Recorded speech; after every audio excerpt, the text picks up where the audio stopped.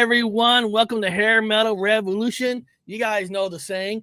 We're taking the music back and giving it the respect that it deserves. I got an awesome guest named Birch from Flickering Box. Now, guys, One of the things I love about Birch is he's honest about the music. I used to follow him and watch him when he had guests on where you used to play like a video that you grew up on, and you had your co-host give her opinion of, what it was like growing up. And I love that because that's always the question. Like, what does the new generation think of our music? Everybody has the 60s and 70s, but 80s is always that weird, era that there's people who love it or there's people who make fun of it. Sure. You know what I mean? Well, and I love how you got that perspective. And of course, you went through what most people that does music channels go through is you can't play music no more. You play certain songs, boom, you're striked. No, we don't. We actually don't play anything anymore. I actually had to take them all down. And I know some of the other creators, and what they don't tell you is it actually tanks your channel. So you get, I wouldn't say blacklisted, but you're basically blacklisted on YouTube and we're just now digging out of the hole. If you delete your entire library, they treat you like a pariah. Yep. So, and it sucked because, at one time we were doing 1 million views a month. We were clocking probably 8,000 to 10,000 people, new subscribers a month. It was absolute insanity. And then it's all gone with the quickness. And what are you going to do? That? Because what you're really truly doing is you're promoting songs that are not going to get promoted otherwise. So you're really helping people discovering that band, that song. And what happens is they go out, they restream it, they listen to the song, and it causes money in the background for the artist or whoever owns the rights to that. And I don't understand why these companies can't see that, because you're not like doing a whole hour just on that one song. You know what I mean? You're doing it, you're discussing it. And this is, so we've had this conversation before where for me, I don't understand certain things, and that's why it got so frustrating. And one of the big frustrating things for me, I don't mind following rules as long as you apply them equally across the board. So the problem is when you talk about music reaction channels or anything like that, the rules are not applied equally. Because, for example, we had where things kind of got really testy for me was we had a Joan Jett video, Meatloaf, and Skid Row. And these are ones that were some of our older videos, had, big viewership on it. And they had gone back a year and a half into our catalog and started to hit us for copyright on these ones that had actually been on our channel for a while. Yeah. And then you go look, and there's other people out there that were posting the same videos that day or the next day, and they don't mess with them. So it's not applied equally, and I don't understand why. I actually wrote to one of the biggest contributors to that was Sony BMI. They were one of the big culprits on that, where they were just hitting everything we were doing, old catalog stuff. And I didn't understand it. And you cannot get them. They will not give you an answer as to why they're doing it, because I don't believe that they actually know. I think it's all botted. I think everything that they're doing is geared off of some weird ass algorithm that they do. So I have no idea why they do it, but it is crazy. And I'll tell you why. We don't get a dime from that. Have you ever done music reactions? Yes. We don't get a dime. Whenever you post something, it gets hit and you file your copyright. You contest it, and then they let it go. Right after your 48-hour period, then they let you keep it up, but they take all the money. Like, we weren't getting a dime. It's funny, on our Tupac video, we had the second most watched Tupac reaction, and on Dear Mama, and it had over 1 million views. And you don't get a dime from that. They do. the whatever label or whatever recording and company actually has the rights to that song. So we don't get a dime from it. They get it all. So it's not like we're making money from it. And that's where everybody got it wrong. They're like, oh, you must be making bank, dude. You're doing 1 million views. And it's like, man, we're not doing anything. It costs us money. You know, it doesn't make sense. And like, here, let me show this, because I know exactly what you're talking about. I mean, if I just kind of like, I'm not gonna show everybody everything, but copyright claims, like look at this, copyright claims, copyright claims, copyright claims. I mean, it's just constantly copyright claims. And I know exactly what you're saying is like, there's like 3 kind of ways a company can go after you. They can say, hey, you can have the video up, but we get the revenue money. In most cases, sure, take it, because I'm not making no money.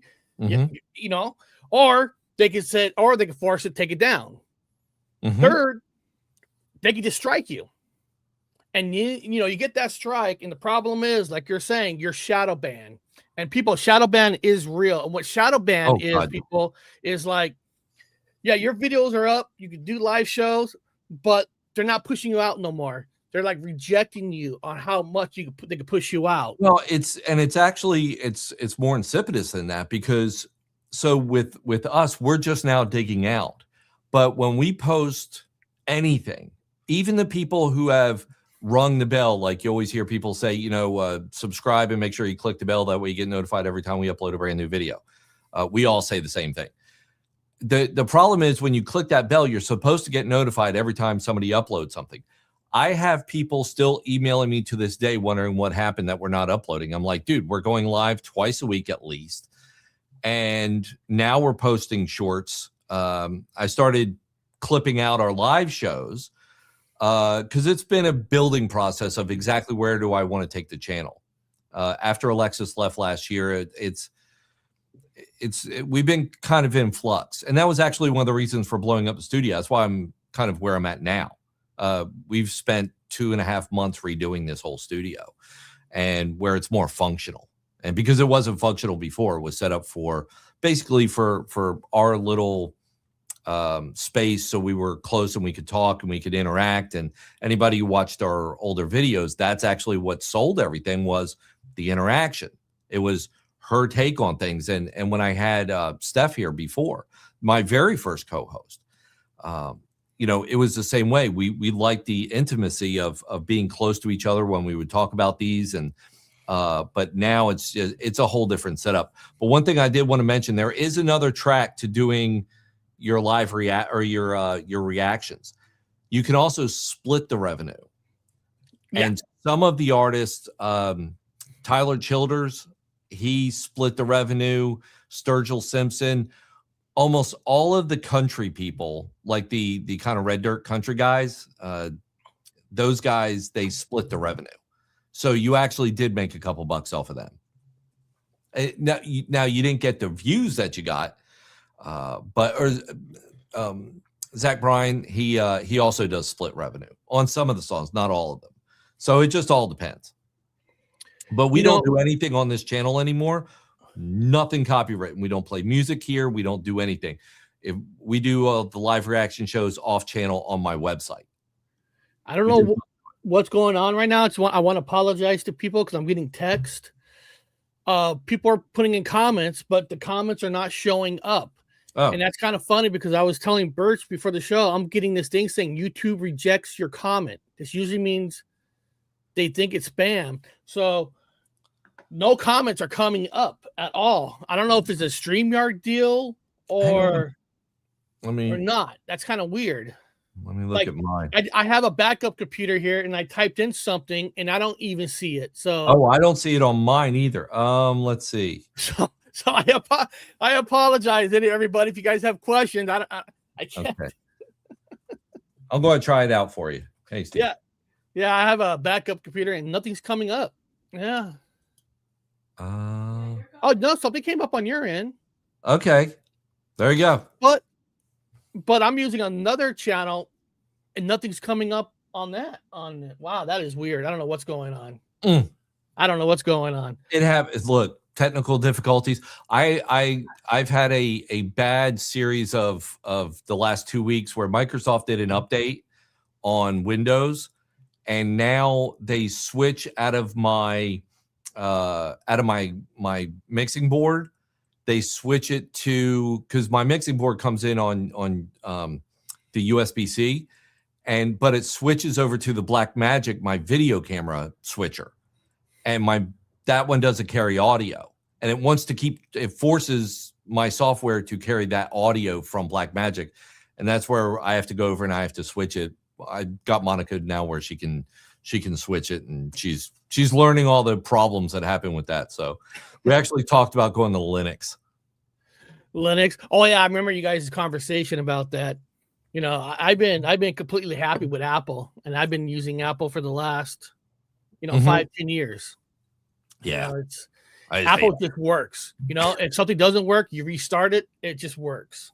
Yep. I'm one of those guys. I'm like, I'm so anti-Apple. I don't care. I would rather chisel it on a stone and use crayons. Really? Yeah. See, I feel like that with Microsoft. No, Microsoft is right there with them. I hate that equally. It just they've broken it to the point they just stuff so much in there, man. So yeah, it's what it is. But yeah, and I live in Microsoft country up here in Seattle. Oh, that's where you're out of? Yeah. Okay. Yeah, up in the way northwest. Yeah, we're in Central Florida, so.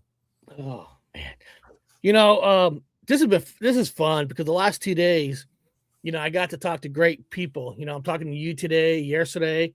I did a recorded video with a channel called Hairband Basement. Okay. A guy named Jay on with them. We were talking about top 5 blues rock songs, and there's something that I love. We all talk to each other because I feel like, music. I'm not saying it's a dying breed, but it takes a community like all of us to keep it alive. And I talked a little bit about this yesterday. Like, listen, we all love to have big interviews, right? Like if Brett Michaels called me up and say, "Hey, exclusive, I want to interview you." Great, Brett, you come on. But keeping music alive is people like us. That's what keeps music alive, because I've learned that people. I'm not saying stars don't tell 100% truth, but you never know what's true in the background, what's not. And when you talk to people from different communities, it's more honest, it's more down the earth, and I feel like people love that down the earth type of stuff. Now you're only like a few years older than I am, and it's always intriguing to me. Is I told this yesterday, like a lot of people are older than me. Every time you ask them, like, what bands influence you, right? And most people, it's always almost the same answer. It's always like the same answer. It's either the Beatles, Rolling Stones. It's always like I'm not and listen, I'm not making fun of those bands at all, but it's always like Black Sabbath and those. And somebody asks me, like, Eric, what's your bands? I'm like, oh, it's Mötley Crüe. It's Dokken. Sure. It's Ozzy Osbourne. Oh, you mean Black Sabbath? I go, no, Ozzy. Because when I got into music, I didn't even know Black Sabbath existed. My first taste was Ozzy Osbourne with Blizzard of Oz and Diary of a Madman. Because I always say, I don't always say this, but I always feel like when you're around 10 years old is probably when you start discovering music. Because when I was 10 years old, it was 1983. I discovered Def Leppard. And then Mötley Crüe, Too Fast for Love. And Shout Devil just came out, Diary of a Madman. So that's the music that I got hooked on, because that was the music I really heard first. The only thing I knew about Kiss was, and I brought this story up on Sunday, that only thing I knew about Kiss was I remember watching in 1978 Kiss meets Phantom of the Park. Yep. Right? Because I had bigger brothers. They're like, it was like an event. Hey, we're gonna watch this Kiss event. And then like I saw the band with makeup. I didn't know anything about it. But then in 1983, there was a cassette, right? Lick It Up. I'm like, who's that? That's Kiss? I thought they had makeup. See, I didn't know they took the makeup off, because I was just learning music. And I was curious, like with you, when you got into music, what was like your influence, and what was like the first music that you heard? I can tell you exactly what it was. So when I was I think 5 or 6. I got a Fisher Price record player, and it had this little bitty speaker on the side, little plastic arm. And my mom got me 2 records, and it was Johnny Horton, which was Battle of New Orleans on the A side and Sink the Bismarck on the B side. And it was Buddy Holly, Every Day on the A side and Roller Coaster on the B side. And I was the Buddy Holly guy from jump. That guy hung the moon for me. And it was weird because I grew up in a big family. I had lots of older brothers and sisters. I mean, much older, some around my age, but it spanned a pretty large gap. So they were into everything from rockabilly to Dan Fogelberg and Karen Carpenter and Joan Baez and it ran the gamut. And my one brother, I remember he brought home Kiss Destroyer, and God, I was nice, like 7, something like that. And I'm like, okay, that's cool. That's really cool stuff.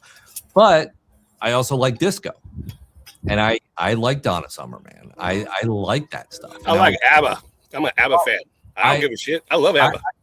All of them. And it's so funny. And for years when I was growing up, I seemed to be the only person who liked to cop to the fact that I was made by Kiss. And nobody liked that song. And they're like, oh, I hate the disco Kiss. And I'm like, I love that song. I was the only guy in my high school that copped to it. And I'm like, no, bitch, I like that song. But it ran the gamut. And then it slowly progressed into, I liked, I was into country at that time, being here in Central Florida. We went to, I would see John Anderson and Charlie Daniels back then. And we have a place up here called Zellwood Corn Festival. And, they used to draw some pretty big acts. And here in Central Florida, my mom would, we'd go around to see some of these guys, all country. And so I grew up on literally everything, including classical and stuff. And then it just kind of migrated more towards the rock metal end, but still had the country feel. So it was, and then you migrate into, for me, I had the most eclectic mix. I was into mini trucking through the 90s, and I had a 10-disc changer. And people used to make fun of my changer because I had everything from Ghetto Boys to Hank Jr. to Rush 2112 to Paganini, and it was like this just muddled mix of different things. And it depends on what mood you're in. So I was raised on everything, and I gravitated more towards rock and metal. It just that the metal era, I came along at a perfect time because, God, when I'm 12 and 13, all the big ones were starting to be released. You had Screaming for Vengeance. You had High and Dry. You had Too Fast for Love. And my very first album that I ever bought with my own money. And that's one of the big things I always ask people when I do interviews. And you get the most eclectic answers from rock stars when you're like, but most of them remember the very first album because, and this is one of the things I talked to, them about. It was, for us, it was ritual, right? It was the first coming of age thing that you did, which was you had your own money, you went into a record store and you bought your album, one that you picked, not that your mom gave you. And the very first one I bought, I still own, and that is Iron Maiden, Peace of Mind. Wow. This is my brother, Dr. Wu. Yeah, I didn't know anybody was on a show. I was taking a shit, and Eric sent me a text, and I was getting my stuff set up, and Eric's like, come on the show, man. Like, okay. So I just popped in. I had no idea you were in here. I'm like, whoa. Shit. like Dr. Wuta, like in the 80s, and one of the things that used to be an event was we grew up in a town called Kermit outside of Fresno, California. So you don't get a lot of bands that comes to Fresno. No. You just didn't. Most bands go to LA, San Francisco, you know. So when a band came to Fresno, it was like an event. I mean, it's like everybody got back of trucks. I mean, back in the days where we could drive back in the trucks, no seatbelt, you know, and we all just drive through the grapevine, through the fog, to concerts. I mean, we saw everything. Ned's Atomic Dustbin, you know, Jane's Addiction, Poison. It don't matter. Oingo, Eric and I were at the Oingo Boingo concert because that's why we have a good variety, because we didn't have many people that came here. So a lot of people are like, well, who's coming? What's on the venue? Well, Oingo Boingo. Well, who are they? We'll find out when we get there. You know, we have a great time. Yeah. Well, here in Central Florida, we had a pretty good concert scene, and that was one of the big, like, we had Orlando, we had Daytona, and we had Lakeland Civic Center, which Lakeland Civic Center was circus seating. That was the event. And when you went, like, I saw World Slavery there. Actually, I took my wife, her very first concert, when I met her. She had never been to a metal concert, and I took her to Lock Up the Wolves, Dio. And it was, you know, it was but we had such a robust scene here in Central Florida because everybody came here. And, you know, those are some of your earliest memories are going to concerts. And for me as a photographer, getting my first Minolta camera, you know, taken by security. And, you know, that's kind of one of those rites of passage. It's like you're trying to sneak your camera in. This is before they would allow it, before I went to disposables. You made sure you didn't have any pictures of your wife naked, right? Yeah. Like, oh, hey, no, don't take that. Don't take that. It was, you know, concerts here were such a big deal. And especially at that time for us, you know, we would go at you know, World Slavery. I just turned 15, and you know, I was like 2 days out, and that was the life. It was what's the next concert you're going to, and it was to wear the shirt, right? Because that was the badge of honor, man. You come into school the next day or that Monday, and you're wearing the concert shirt, and you knew the fakes because they didn't have the dates on the back. But now was your school? See, our school. Next day, like my first concert was Poison and Rat, right? So I got a Rat shirt. In our school, you wear any kind of a hard rock heavy metal shirt, people like, oh, you're a metalhead, and they treat it like you're trash. I got kicked out of school for being a Satanist. You did? I think I'm lying. Dungeons and Dragons. Oh no. I played Dungeons and Dragons, and I had to go sit in front of a large school board, like everybody. And my dad was sitting there going, "What's going on?" I said, "Apparently, I eat babies." And I talked to the devil. So at our school, and so I'm from a very rural, conservative Central Florida town. And at our school, I posted some of these pictures, and we've talked about this a bit. I have pictures of me when I was like, 13, I think. I was in 8th grade, and I wore my Mob Rules shirt. And so this is 83, I think, 84, something like that. And so my Mob Rule shirt, they didn't even make me turn it inside out. They made me go home and take it off because it was so offensive to them. Now my Mötley Crüe Shot at the Devil, when that came out, because that was the black one with the pentagram. Yeah. And they made us turn that one inside out, slide it in White Snake. They made you turn that one inside out. Wow. And so you'd walk around, but that was also a badge of courage, you know, and for us, there was only a few metalheads I was a band geek. So like the entire collection of metalheads for the most part was a drum section of our band in like 6th, 7th, and 8th grade. Well, you're good because I was half band geek. I couldn't get out of band. I played football, and then at halftime I had to go play because I was the only one able to carry the bass. You know the big bass? Yeah. You know what I'm talking about? Oh, yeah. Nobody could carry it. It was too big. You had to try toms. Nobody could carry those, so you had to get the big guy. Whatever was the biggest dude that was in the drum section, he either got the carry bass or he got the tri-toms. Yeah, so I couldn't leave, and I quit to play football, and then the band instructor went and talked to the coach. Says, "Well, I need him at halftime," and I'm like, "I don't want to do it." And they're like, "You have to." Couple of those. Nobody could do it. Yeah, we had a couple of those that had to pull double duty. Yeah, but you know what's funny? You were talking about D&D. Yeah. I actually still have my. There's this, especially a conservative town, when D&D first came out.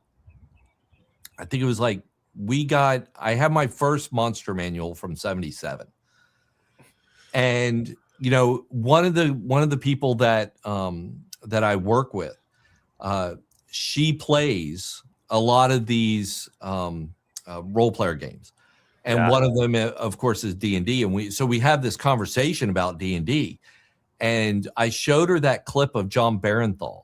Have you seen that where he's with the lady who's a dungeon master, and she asks him if he wants to play? I'm bad with names. Is that an actor? Yeah, John Barenthal. Yeah, he was Shane on Walking Dead. Oh, the Punisher guy. Yeah. Oh, yeah. Okay. Did he play something with D&D? I'm trying to think of. I don't remember. So when this is over, you have to go look this up. So what it is, he's doing an interview with this young lady who's she's a DM, and she writes her own things for TSR, and she's amazing. Anyway, so they're talking about it, and she asks him, she goes, "Do you want to play?" They're talking about D&D, and he's like, "Sure." And so she starts like just verbally walking him through a scenario and with a bugbear. But the coolest thing in the world happens. He takes to it like a fish to water, like very intuitive questions. And he just and so they're going through the scenario, and he starts asking like pretty advanced questions, right? Because that's how his brain works. He's inquisitive. And it's one of like everybody I know that plays, we all looked at it and went, "Whoa." And he just understands it right away. And she goes, "We're playing D&D." And he goes, "Wow, that was really cool." No, it's amazing. I'm just showing. I got a bunch of Dungeons and Dragons stuff right here in this room. Yeah. I played because I couldn't. I mean, I graduated high school at 15, and I got an advanced degree and all that stuff from college and everything because I guess I'm kind of smart. But I really couldn't focus in school very well. So all the nerds I used to hang out. Well, I didn't hang out with nerds because I was really cool, but they helped me pass all my classes, and they all play Dungeons and Dragons. And they're like, "Well, if you want our help, you need to come play Dungeons and Dragons." And I'm like, "Well, we gotta worship the devil or what?" I said, "I don't mind. I don't care. Roll me up. I don't give a shit." So yeah, they rolled me. I was a half dwarf, half elf, which is a freaky thing. They thought it was a joke. They all laughed. And then my god, I was chaotic neutral, and my god was Dionysus. Okay, just sums the whole thing up. But I learned that it was fun. Strategically, it's brilliant. Brilliant, hands down. No, I haven't played for a while, and I mentioned that to her. I haven't played. I used to play. The last time I played as with a bigger group was probably mid 90s. I mean, I still have my character folders and stuff, and we had talked about actually running through with like some of her friends and actually running through some of the modules, doing a live stream doing it. I got to answer this question real quick from Dewey. Dr. Wu, is that Bob? You're gonna love this. You're gonna love this comment. You always ask me about your shirt. Dr. Wu, is that a Flying Burrito Brothers shirt that you're wearing? You damn right it is. You damn right it's. Don't know that shirt, so this has got to be a win for Bob. It's Flying Burrito Brothers, my brother. Absolutely, yes, it is. Bob, you got your first comment asking you, is that the shirt? It's the most unknown band ever existed that are badass and nobody knows. I mean, nobody. It's like rare. What I love about this conversation, Birch, and of course Dr. Wu, is nowadays you could, and I'm not saying it to say this, everything's so breaking down that you can wear whatever you want in school. There's nothing shocking, but it wasn't like that through the 80s. I mean, No. when Bob and his group were in school talking about Dungeons and Dragons, they didn't know there was a game. So they thought Bob and them was this Satanist group. We're saying And he got sent to a special school. Like, yeah, I was one of the first kids in elementary school that had an earring, right? Mm-hmm.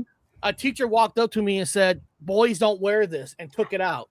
Mm-hmm. I mean, that was just the era that we lived in. I had three of them. The name heavy metal, hair metal, those titles were meant to basically saying, "Oh, you're one of those people. You're trash." Well, was, there was a lot of that. So that was a time of, even going a little bit further back, the Satanic Panic just kind of carried. Oh yeah. And and we talked about that with, to me, it goes even further back. So that actually tracks to me back to the late 70s, early 80s.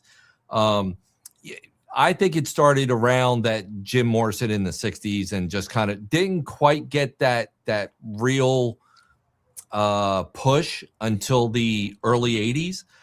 But I'm old enough to remember, and I've talked about this, where when Pat Benatar came out with Hell's for Children, and for somebody like me who comes from an extremely abusive household, when that song came out, it was. Were you sexually molested? No, but my dad was a very abusive guy. Ah, fuck. But those are things that you didn't talk about then. So when Pat came out with that song, it was like, holy crap, I'm not alone. I thought I was the only one. Me and my brothers, we thought that we were the only ones. And we just didn't discuss it.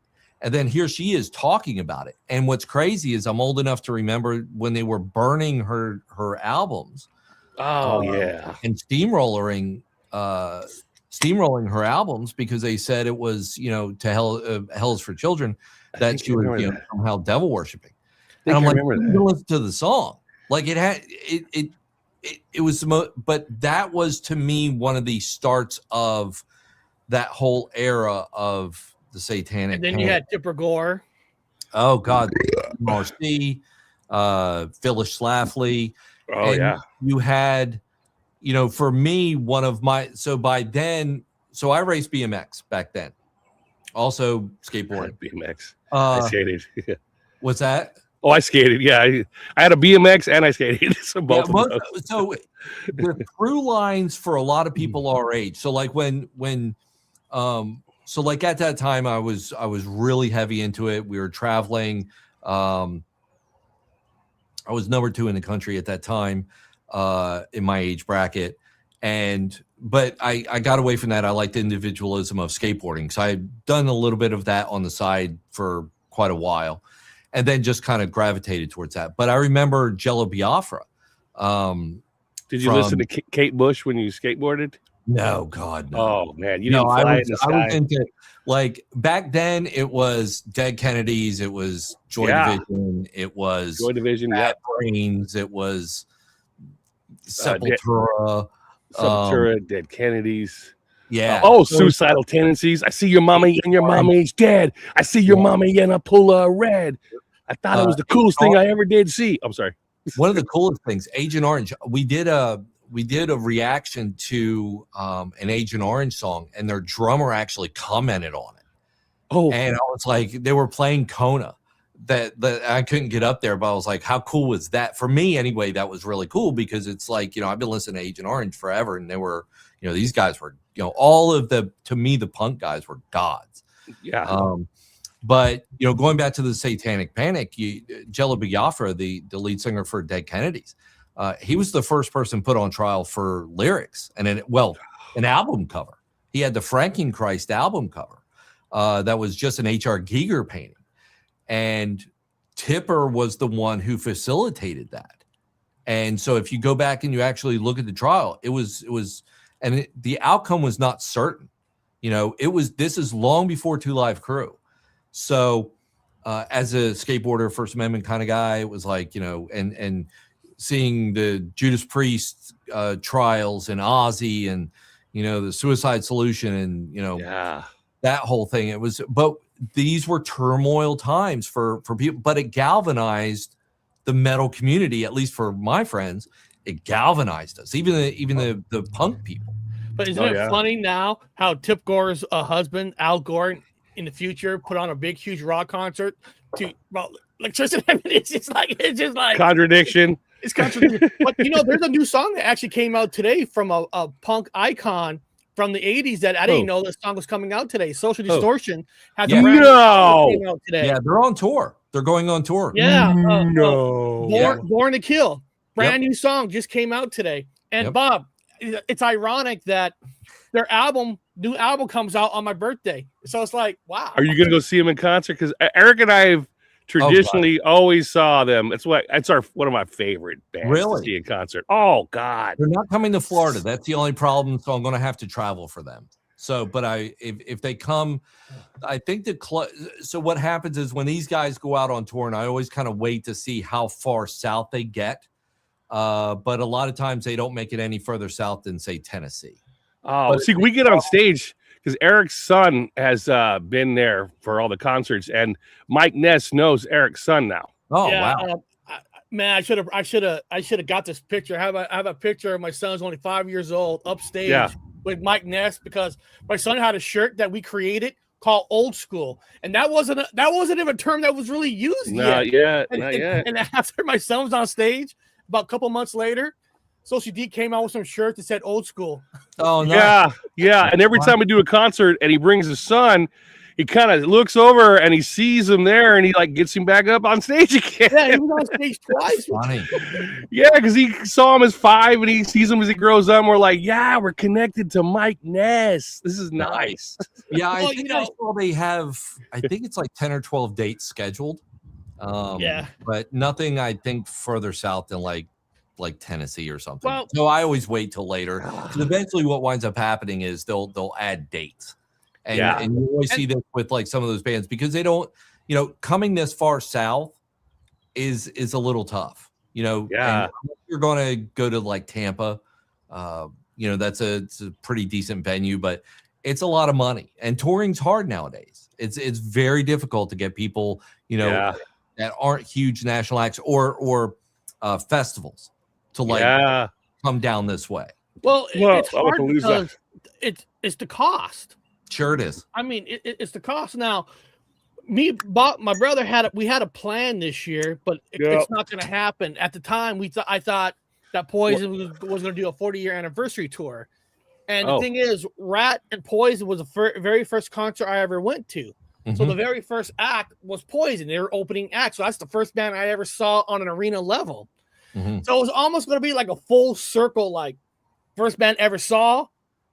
I mean, I don't want to die tomorrow, but might be the last concert I ever saw. And he was going to fly down. It would be nice. But of course, that tour is not going to happen this year. But yeah, Eric and I moved to Seattle for the grunge right in the 90s. I got out of the military, and Eric's like, we're going to Seattle. So we moved from California to Seattle to follow the music. And so we were in the heart of grunge, man. I mean, we had all the bands. I'm going that way. Well, because at Fresno there was no live clubs. There was nothing. No. Okay. And you in LA, Sunset Strip was on its last legs in a small way. So it was like Seattle was the last place that produced live bands. Now, of course, Seattle's not even that no more. Now everybody's telling me Tennessee, Nashville, Tennessee is the last place where you see country and rock. Well, yeah, I went from Seattle, and then I followed the music and I lived in Manchester for like 5 years. So I was in Manchester for a while. Yeah, I wanted to follow the music there. So a lot of good bands came out of Manchester, England. So I got to see the Seattle scene. I got to see the Manchester scene. Got to see the Fresno scene. And then hopefully soon, I don't know. Is there a scene? No. I don't know where to go anymore. No. Unless you go to like Europe. Yeah, I'm going to have to go. Or hell. We'll go to hell. Europe, it depends on what you're actually after. So if you're from what I've seen, Europe has always been kind of like the incubator for metal. And Europe and Japan, like Malestein. Well, and it's always been that kind of undercurrent, like German and this goes all the way back to like, Scorps and Accept and but there's always been that kind of undercurrent along with England, right? They've always kind of had that little incubator of metal that goes kind of unnoticed. Yeah. But here in the States, the problem, and we've talked about this, and it's not unrecognized, and everybody that I've interviewed lately, we've had this conversation, from Milienko on Steel Heart and Jeff from Dokken. We talk about the clubs are not there for bands to cut their teeth and to not anymore grow and back when we were there, you would go, when I was in high school, there were bars here in town. There were at least 5 bars in town that you could go play your little garage band, and you could go play on a Friday night, that they would let you in there at 17 years old, 16, 17, and you would play the 5 o'clock, just, straggler hour, where nobody's there. And they would let you in there, but that's how you learned how to play in front of nobody. That's how you learn your craft. That's exactly. And nowadays they don't have that. And these guys they don't have that push to learn how to deal with no crowds, or deal with a rowdy crowd, or deal with just playing to 3 people and learning how to put on a show for them. They go to TikTok. Yeah. There's a big difference there. There is a huge difference. Live feedback from people that hate you is great for bands. It is. Yeah. It is. But like in Seattle, I talked to some of these club owners that they had to shut down because the city became more tech city because of Amazon and stuff like that. Yeah. So buildings got so outpriced, they got shoved out. Right? Yeah, and they stopped shipping heroin in. Suburbs. There was no more heroin, so a lot of the grunge singers are just cocaine and heroin, everything left, man. Now they've got crack. They got crack weed in every corner now. It's a problem in music, and it's you see a lot of these talented kids, and I don't watch them anymore, and there's a lot of them online, and you see them and they're playing. They're playing Yngwie or Steve Vai or, Tony McAlpine, and they're just these amazing, technically gifted kids at like 6 years old. Sad. And they're able to just kill it, right? You need to get them addicted to drugs early and have them learn to sexually harass. Always learn to sexually harass and take drugs early. That way you become that artist that you want to be, like back in the day. But the problem is these kids, and they're sitting there, and there's a difference of being able to stand up, play your instrument, and not just play with the backing track, to play with somebody and actually understand. I always point to if a kid wants to understand how to learn how to play with other people and learn how to feel with what they're doing, watch the video of, and I've had this conversation before, I'm like, you want to see something great? Watch Stevie Ray play with Albert King. Yeah, Stevie Ray Vaughan. Oh, when you watch those two play together, where they're in the studio just shooting the crap and talking, and then they play together, and you watch them, and it's like dancing. Watching them feel off how each other one's playing and which one jumps in where, or what fill they run to. And they just instinctually know, and that doesn't happen overnight. It comes from playing with other people, and that comes from playing in bars. Yes. But you're never going to have the connection again. You're never going to have that connection because, oh God, no. Back in the day when you bought an album, right? You're looking at the cover, you're opening it up, you're reading the lyrics, all this. You don't do that no more. So there's no more connection. There's no exploited females. Yeah. And when you stream, right? You pick the one song. You don't listen to the whole album. Well, and there's no more connections. I used to like to read on the albums the like credits that they would give to like my friend so and so, or whoever was the costume mistress or whatever. And you would read these and you would kind of envision who these people were, that you had no idea what they looked like. But for me, I would read through the lyrics and then I would get to the credits and I would read all the credits. Who did they thank? Yeah. Which were they playing Zildjian, and what drumsticks were they wearing, or hey, I'd like to thank, Ernie Ball for supplying the strings, or, Jim at Jackson, USA. And it's like, okay, well, who the hell's Jackson? And it's like, these are things though that were curious that you did when you were, alone in your room and, in a different frame of mind. Well, yeah. But you ain't ever gonna see a band like Mötley Crüe ever again. And what I mean by that is Mötley Crüe could never do anything wrong. They got away with everything because they were out open. Murder, rapping, the drugs, drunk they were driving, so out open. sexual Nothing harassment. shocks you, right? But if any other band did what they did, they would be out of town. Right. Morrison had his penis out on stage. I mean, the old good old days. You need to take all the Adderall from the kids, take all the Adderall and dump it upside down and fill it with massive amounts of tabs of acid, because every child should experience acid, not Adderall or mushrooms or marijuana. But here's the thing also. When we were growing up, you didn't have like these bands. You didn't know what they did. You never saw them live like you can now on YouTube. You had to read about them in Metal Edge or Circus or whatever the magazine was that you read, Hit Parader. And you read about these bands. Like for me, when we saw, I told the story where when I was 17, I was working at a pizza place and nice. And my friend comes in and we're at this burger joint here by the house. And I'm with my friend and I'm going to have to go to work here in a couple hours. And so we're just sitting there and we're eating a burger and some fries. And my friend comes in, he goes, "Hey man, I got some, I can't go to Crüe tonight. I got some tickets. Do you want to buy them?" I was like, I look at my other friend. I was like, "You want to go to Crüe?" And he goes, "Hell yeah." So I'm like, okay, I'll buy it. So we bought them.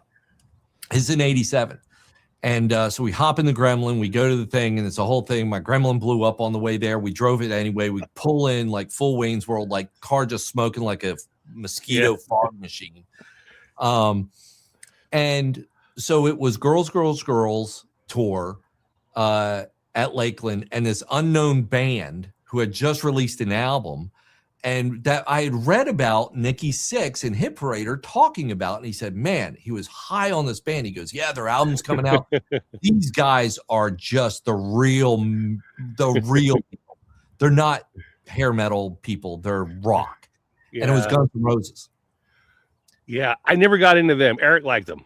Oh my God. Eric, did you? Are you? I wasn't. I mean, I liked them.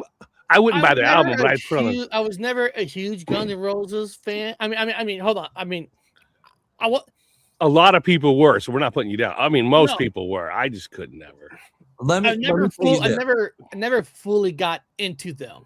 There's a couple bands that I've seen in my lifetime that when you see them as an opening band, when you don't know who they are. So like Appetite had just dropped, and when we saw them, it only been out for like a month or two. It wasn't even on the radio yet. MTV had basically tanked Welcome to the Jungle. So that wasn't going anywhere. They were just kind of floundering for the next. Yeah, it took them a year to have a hit. It did. Yeah. They over a year hit until because Welcome was released first, then Sweet Child of Mine. But Welcome tanked.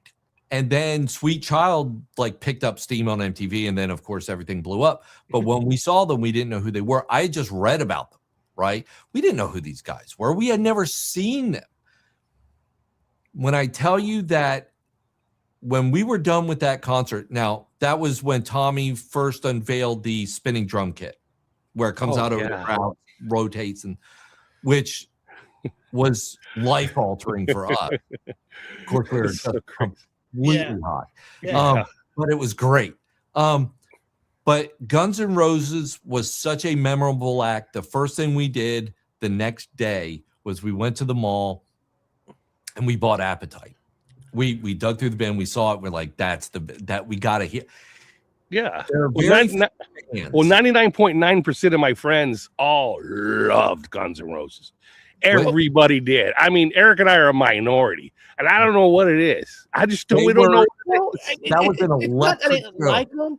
I was mad because everybody already put a crown king on them, like this is brand new Yes. music. When other bands like Faster Pussycat was raw, just as they were, LA Guns, and somehow they got the credit for like this new.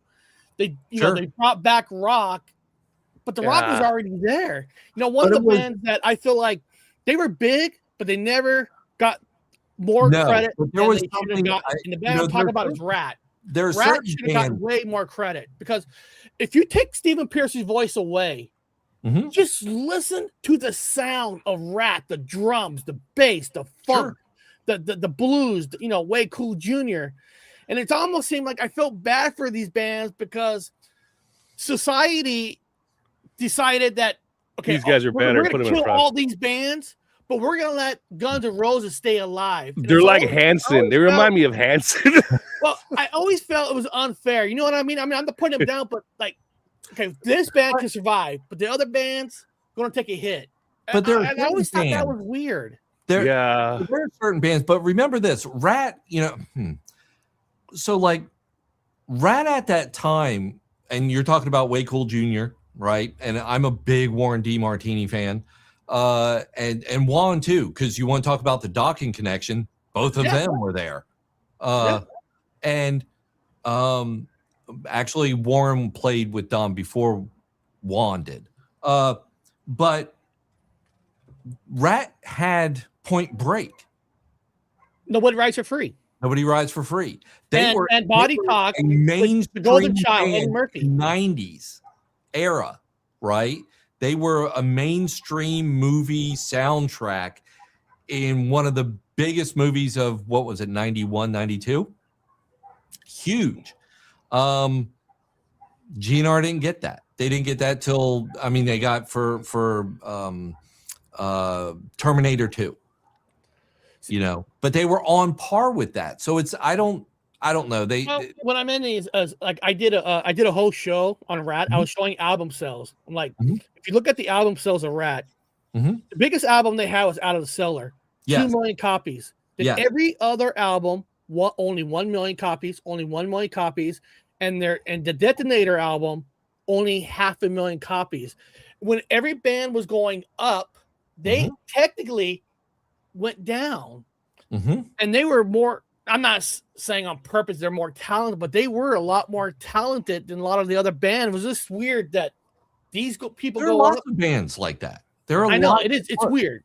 It's one of those things that you hit right at the right time. At the right time, and it is part of its luck that you happen to be in the right place, right time.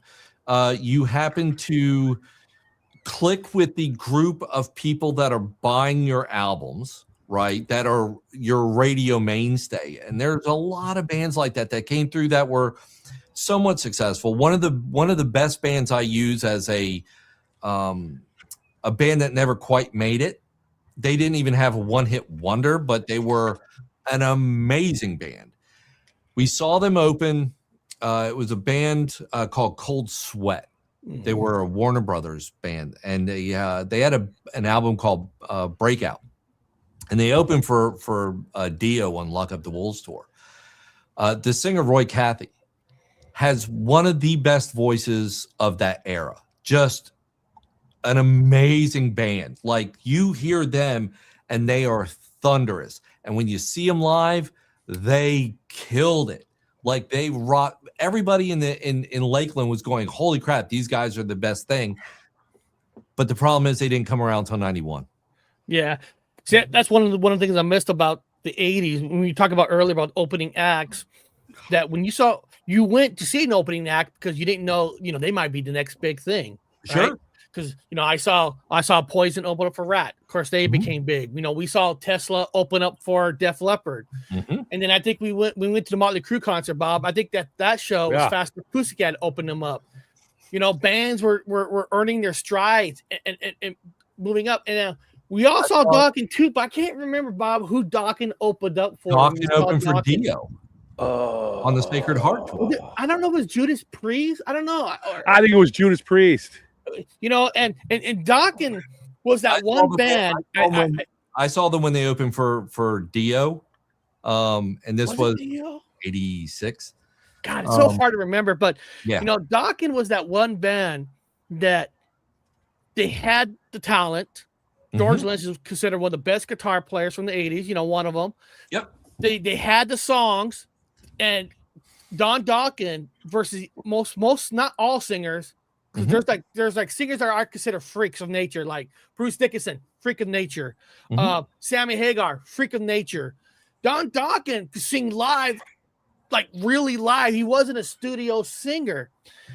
And it was almost like they were almost there to do an arena level headlining, but they just didn't quite make it. And I'm like, is it because they weren't like, I hate to say this, like, I'm thinking to myself, were they not because they were good looking? Kind of like, Stephen Pearcy. I'm a guy, but he's a good looking guy. Poison, good looking group. A lot of these groups are good looking, but if they're not good looking, did that hurt Dokken? Because they had the songs. Yeah, they were ugly. And remember, Dream Warriors was one of the biggest songs for Nightmare on Elm Street Part 3.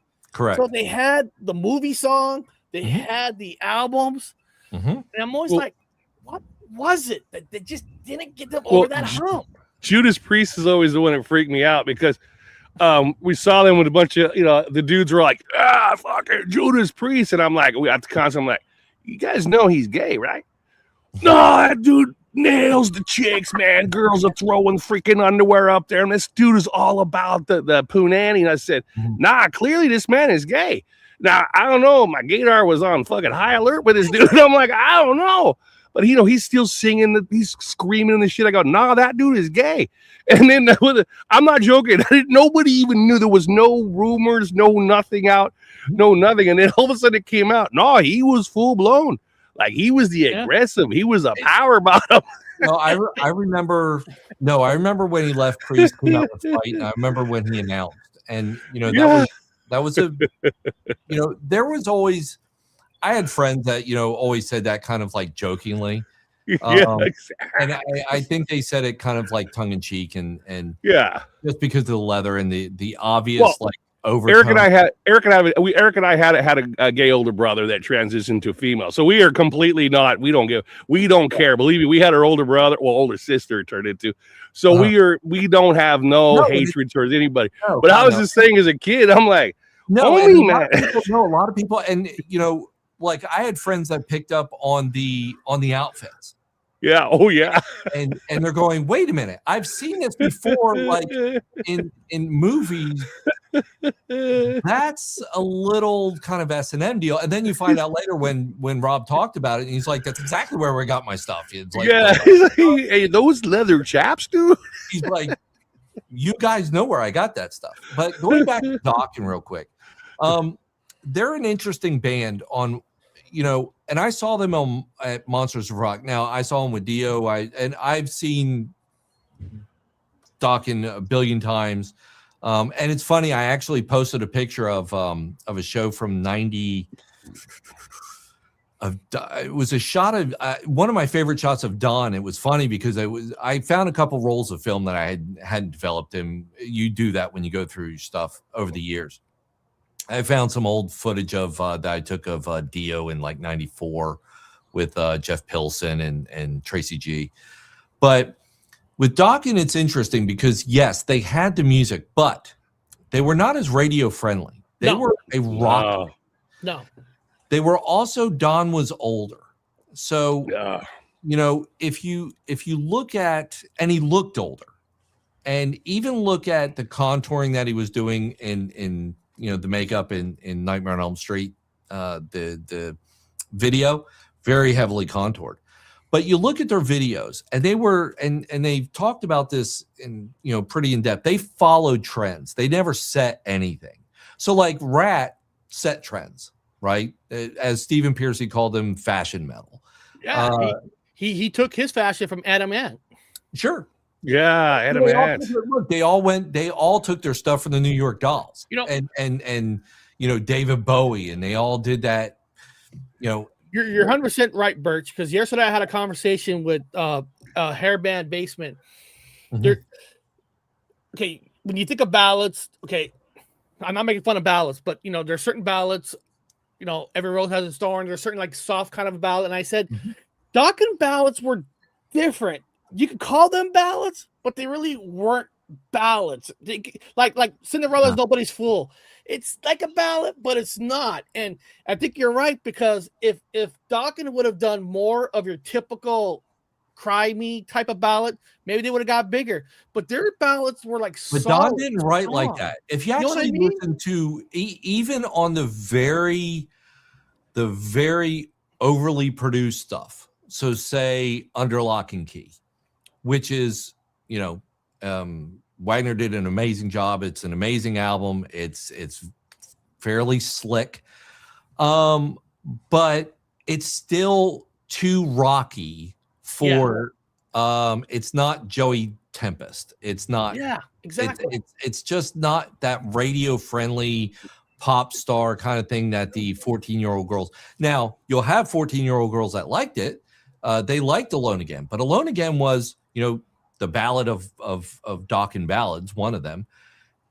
But it's a rock song, and yeah, exactly. It could be considered both. Like a rock song, and it was. So if you actually listen to all their stuff, even I'll tell you a very funny one. One of my favorite albums that Don did, which was to me, it was the Lost Dokken album, which was his solo effort, Up From the Ashes. Some amazing work on that. There's so many great musicians on that. It's literally a laundry list of. It's a super group when you look on who played that, including Billy White. But listen to it.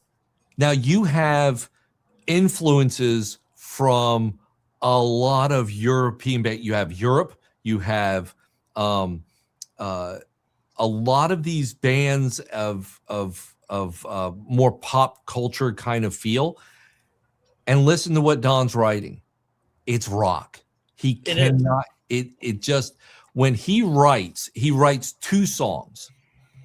It's either the Beatles or it's rock, and he can't weasel his way into a radio hit. Even Dream Warriors.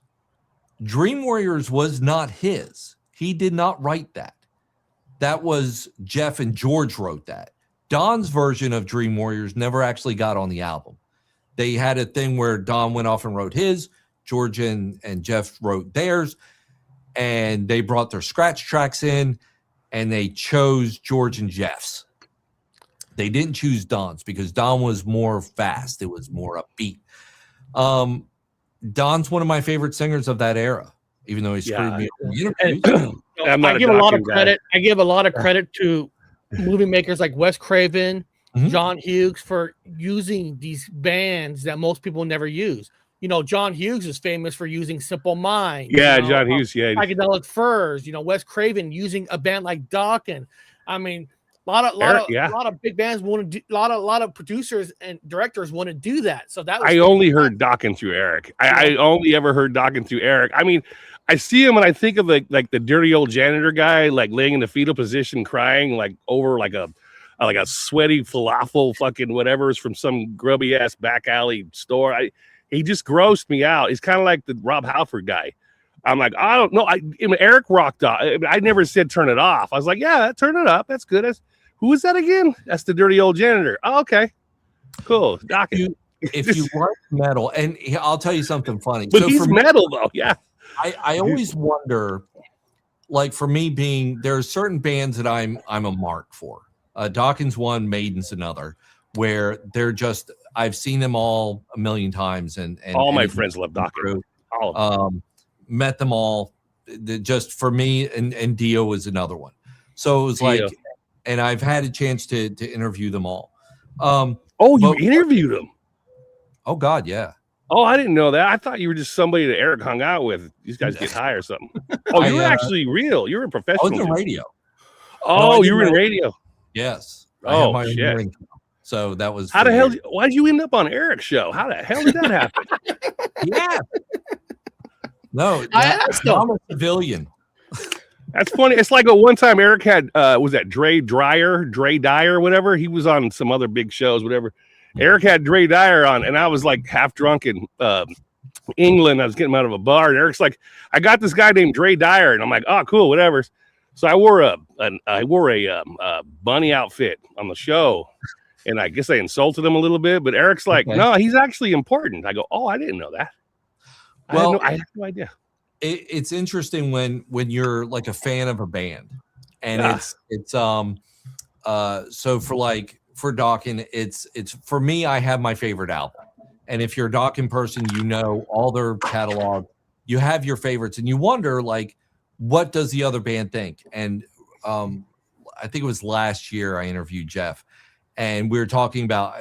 I said, my favorite Dokken album is Tooth and Nail, because to me it's same thing, same way. It's raw, it's angry, it's heavy. Everything about that is the heaviest album that they ever made, and I think that it's the most pure as played song at all the parties. Is what it is. It's always Dokken. That song is always at the parties. Because you see, I brought this up before. It seemed like the albums that were made on a cheaper level, and what I mean by it is like if you look at Mötley Crüe, Too Fast for Love, and Shout at the Devil, cheaper, little bit cheaper production, right? Dokken, Breaking the Chains, in that album, a little cheaper production, and go to Def Leppard, High and Dry, little cheaper production, but how High and Dry to me and how it my sounds, we saw you that. can listen to it nowadays. Where Yeah, just take High and Dry and take Def Leppard's Hysteria. The one-armed drummer. You can say that sounds a little out of date. You listen to High and Dry, it doesn't sound out of date. And these albums were made on a cheaper level, but it seemed like the rawness of the rock will last longer than the higher production. We saw him with one arm. Remember, Eric, we were watching the concert. Dude's got one freaking arm, man. Right. Wow. High and Dry to me is that one. And I think that all bands kind of have this like peak as far as for what from a musical purist standpoint. So for me, it's hands down Def Leppard, High and Dry is it. So you listen to On Through the Night. On Through the Night seemed like, okay, this is a transitional album. But when they released High and Dry, it was whoa. It was rock. This was something else that you went, it was raw, but it was amazing and it clicked. And what happened is when they did Pyromania, it's like, man, that's a great album. But it's also a little slicker and it doesn't have the feel. And there's a lot to that. And I like those out, which is why I like Tooth and Nail. And when you listen to Iron Maiden, right? Love Maiden, have them all, first album, Peace of Mind. But I'm also a Paul Di'Anno person. Because the very first time I heard Maiden, in seventh grade, this kid wore one of my friends. I had gone to New Jersey for like a year and a half, unfortunately. But this one, I hated it, dude. It male prostitution. What did you do there? Yes. What did you do? Yes. At 7. No, I was 12. Damn, you were turning tricks at 7. Yeah. Yeah. Well, hey, rough world, man. We all do it. I turn tricks, so don't worry. Bubble Yum wasn't free. So, but my one friend Jimmy Farside, he wore a Killer shirt, and I went, "What the hell is that?" Like I just saw Eddie, and I went, "What the hell is that?" And he said, "It's Iron Maiden." I was like, "Who are they?" I was like, "Cause that's cool." And he goes, "Oh, dude, you never heard them?" And he goes, "Come over to the house tonight." So leave school, go over to his house, puts on Killers, and I'm like hooked instantaneously. Nice. But it's funny because I love, the Bruce era stuff, but I'm such a big fan because it was that Paul Di'Anno version still had that punk element. It was raw. There's something magical about what they were doing. And to this day, I can, like when we do album nights, we'll play an entire album, and that's one of my favorite ones to do is do that early Iron Maiden stuff. It's like for me that's just that's how I am with the Smiths. Man, okay, the early stuff. I love the Smiths. There was a time, I'm not joking, I just got tired of it. I got burned out, man. I got burned out of all these guys screaming and stuff, running around wearing tight clothes. I said, you know what? I want to get laid. So women were listening to the Smiths. Now you have women listening to, they're hot chicks too, but after a while, you're not quite sure where they're coming from. So I figured, since I'm a heterosexual, I'm going to go listen to the Smiths. I did the opposite. So all the other guys are still rocking. I was listening to the Smiths, and they're like, "How are you getting laid?" I said, "Because I switched, man. I got Depeche Mode, and I got the Smiths." And I'm like, I'm listening to all these James and like all these other bands. Look, and we all did the listening to Depeche Mode. We had a Smiths. But we all went to different. Look, I have pictures of me, so I also did the thing. I took a picture of Joey Tempest into the hairdresser because I had hair. Hell yeah! I posted the pictures. I've always had very, very long hair, like to my waist. But I went into the hairdresser and I was like, I took a picture of Joey Tempest and I was like, I want that. And so I got the spiral perm. There you go. Yeah, there you go. Here's the problem though. I'm 6'2" at that time. Oh, damn, you're and tall. 110. I don't look like Joey Tempest. I just look like a beanpole with hair. You didn't pull the Ramones, huh? You should have just pulled a Joey Ramone. Yeah. You're tall. It was bad. It was so bad. But we all tried. We did what we had to. Let me ask you guys this. This will be like the last section of the show, then we'll end it. I always felt 90 bands got lucky. And what I mean by that is they got lucky. Now, some of them, not all of them, but there's a few of them that made fun of 80s and stuff. But if you really think about it, the 80s bands really broke down that barrier because their music was not everywhere yet. You couldn't put on like every radio station. Like a lot of the bands or the rock we listened to in the early 80s, we didn't hear it from the radio. We heard it from other people buying cassettes and tapes. Now, when bands start to break through, start getting popular on the regular billboards, it kind of like opened the gates where by the time the 90s came in, it was a lot easier because music got played everywhere. MTV was playing everywhere. Mm-hmm. You know what I mean? Yeah. I always felt that the 80s, they take the biggest crap, but they're the ones that broke the barrier the most. So the 90s got in a lot easier. Am I right about that? Or you think the early 80s MTV was so experimental. Yeah. So if you actually look at what they were doing with videos, and there was nothing for them to look at and go, hey, let's do what they did, right? There wasn't a template to go off of what not to do. So by the time you got, and so these are guys that basically learn the media as they're going forward. So by the time you get to the 90s, you started to see a very stylistic video. And one of the, a couple of the good ones, for me anyway, Garbage. I'm only happy when it rains. I like Garbage. So when you look at that video, that was one of those that you can look at it and go, yep, that's the era. But that only came about because of what came before it, which is music. That's everything, right? But the era of the 80s was that experimental transitional stuff. And then the people in the 90s went, okay, we don't want to do that. We don't want Flying Doves, Bonnie Tyler style, We don't want to do that. We don't want to have bad glowing eyes or bad, CG, like on in Still the Night, where they just totally ruined a video with this bad masking, where the David Coverdale cut out. And you don't want to do that. So what they figured out is, you know what? We don't have to do that nonsense.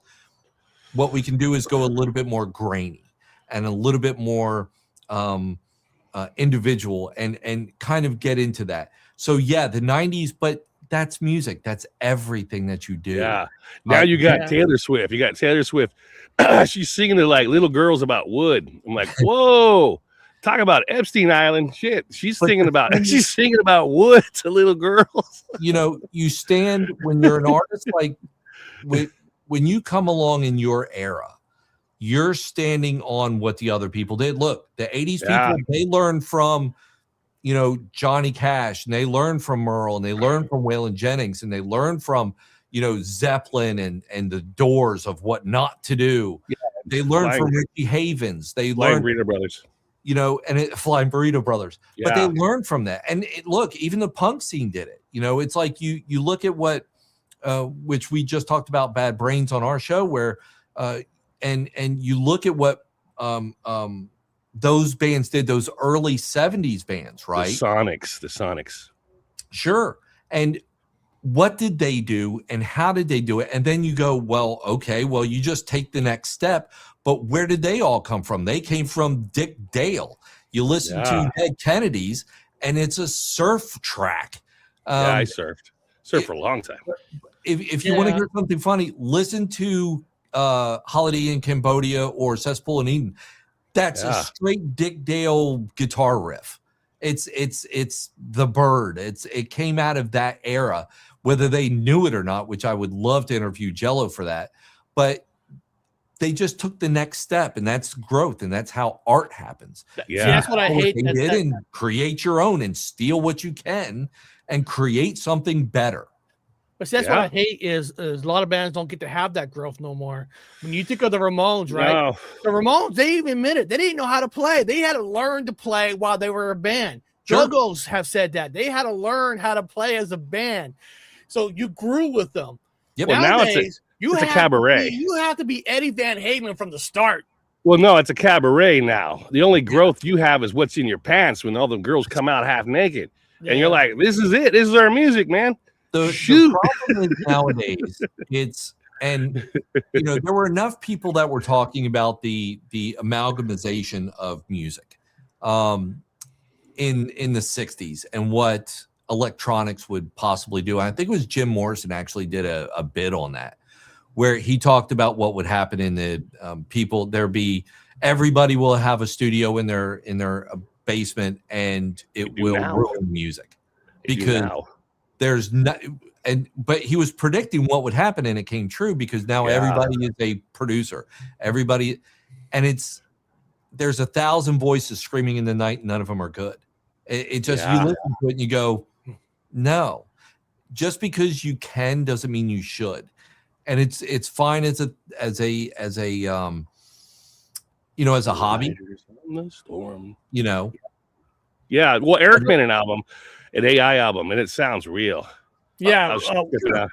We did a show on here because we were brand new. Like a whole show. We could create a hair metal AI album. An entire album. We did it on this channel. We actually did. So, Birch, what days do you do your live shows? There you go. We're now on Tuesdays and Fridays, and then we do our live reactions, which are off channel. We do that actually on our website so we can't get dinged. We do that on Saturdays. Now, I know Dr. Wu's supposed to have his own live show today at 4:20. Yeah, getting ready for it right now. You know that? Yeah, I was getting... usually, in most cases, I do my live shows on Tuesdays and Friday also. Yeah. I do mine 10 a.m. Pacific time in the morning. Oh, wow. You do yours in the morning? Yeah, I usually do mine at 10 a.m. in the morning. Oh, wow. I do mine after work. I have to rush home I started doing it. We used to do it at 8 o'clock. But it's like, I found that sometimes we run late. So like, I'll do like 8, 9, 10 o'clock. And by 10, and by the time I wind down, like after my show, I'm not in bed till 11. I can't do that. I'm a creature of habit. My wife worked from home today, so I was able to I see your comments, by the way, have been going crazy. Oh, fuck. My comment? Your comment section is just blowing up. Yeah, some people said earlier there was an issue earlier with the comments. Somebody told me earlier that some were coming in, some weren't. So I don't know what. There's a shitload of them. Well, Birch, I hope this was like a different kind of a show I hope you had fun. You know, kind of a looser kind of a show. No, yeah, sorry I crashed it. I didn't know. I had no idea. No, I didn't know who you were. That's okay. I don't know who I am either. I always like talking music. It does it for me. It's that's one of my things that I'll never run out of stuff to talk about. But I appreciate you guys having me on. It's been fun. I love We talking. can do a whole show on TNA if you want. Just text it ass. So beyond that, we're gonna end the show Titties. today. And Birch, I'll be in your chat on Friday to Cool. see how's it going. I thank you for coming on, Dr. Don't worry, I won't be there, so I won't embarrass you. Off and jumping on your own show coming up. Are you still gonna continue your show? Who, me? Yeah, like once you in here, are you starting your show? Oh yeah, man! I've already taken fucking drugs, so I'm already started. You guys, when you guys were talking, I was already dropping shit in my system. Is your lead-in track Flying Burrito Brothers? Yes, see, because I'm retired, so I'm a disabled vet, archaeologist, bullshit guy. So I just do nothing but just talk philosophy and get high. There you go. So yeah. All right. So beyond that, I'll talk to everybody later. See you this Friday.